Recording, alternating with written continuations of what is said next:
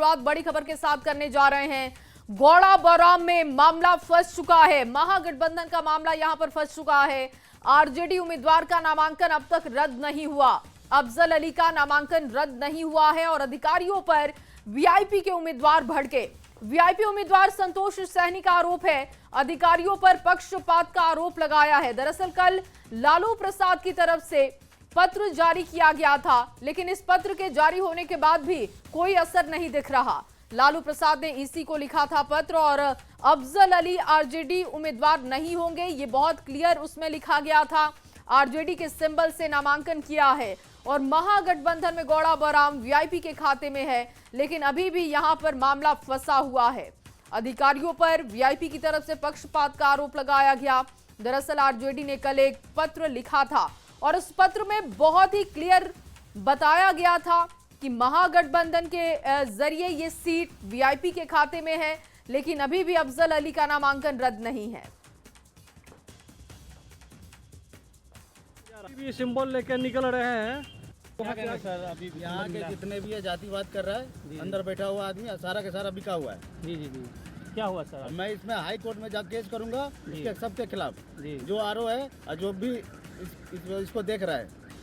Sir बहुत बड़ी समस्या है प्रति तब ये लालू जी का लेटर जारी होने के बावजूद भी ये लोग जबरदस्ती आरजेडी का कैंडिडेट बनाया गया उसको। तो क्लियर ही है, चुनाव चाप मिला है, दोनों ही रहेगा सर। दोनों का ये बताइए, महागठबंधन का एक प्रत्याशी होना चाहिए, दो प्रत्याशी घोषित कर दिया ये लोग, दोनों लोग कर दिया, सारे लोग पैसा लेके बिका हुआ है।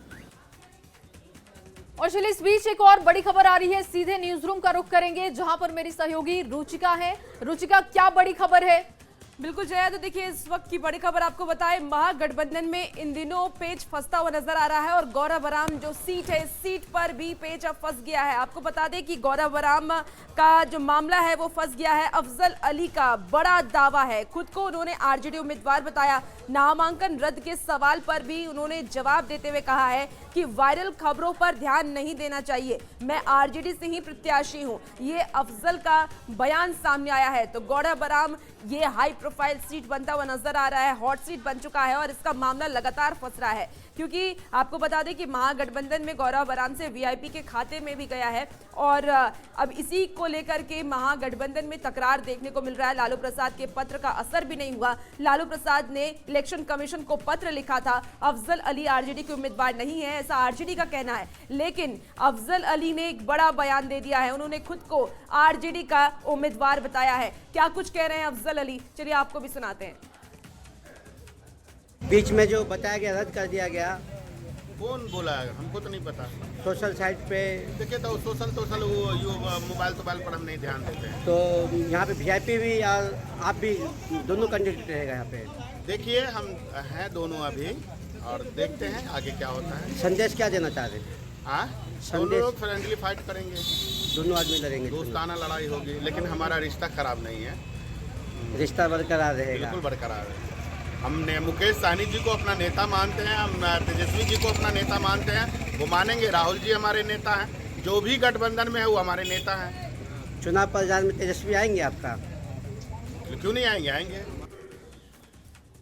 तो देखिए, कहा जा रहा है अफजल अली की तरफ से कि वायरल खबरों पर ध्यान नहीं दें, अभी फिलहाल नामांकन मेरा है और आगे की स्थिति क्या होती है वो हम देखेंगे, लेकिन जो खबरें चल रही हैं सोशल मीडिया पर उस पर मैं ध्यान नहीं देता हूं। और अब बात उस पत्र की करते हैं, वो पत्र अब आपको दिखाते हैं जो लालू प्रसाद की तरफ से 18 अक्टूबर को निर्वाचन आयोग को लिखा गया था।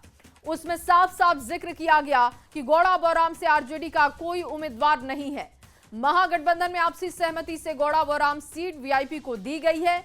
ये देखिए लेटर आप देख रहे हैं। दूसरी तरफ अफजल अली अभी भी दावा कर रहे हैं कि ये पत्र उनके पास तक नहीं पहुंचा है, कोई इंफॉर्मेशन पार्टी की तरफ से नहीं है। सोशल मीडिया पर अगर कोई पत्र चल रहा है तो वो उसको नहीं मानेंगे। फिलहाल फ्रेंडली फाइट के लिए वो तैयार हैं। दूसरी तरफ आप तस्वीर देखिए, ये वो लेटर आपको दिखा रहे हैं जो आरजेडी की तरफ से 18 अक्टूबर को जारी किया गया है। निर्वाचन आयोग को ये पत्र जारी किया गया और इसमें साफ डिक्लेयर किया गया है कि वीआईपी को ये सीट महागठबंधन की तरफ से दी गई है, लेकिन अभी भी फ्रेंडली फाइट की तस्वीर गौड़ा बौराम में है और आगे की स्थिति क्या बनती है ये देखना होगा।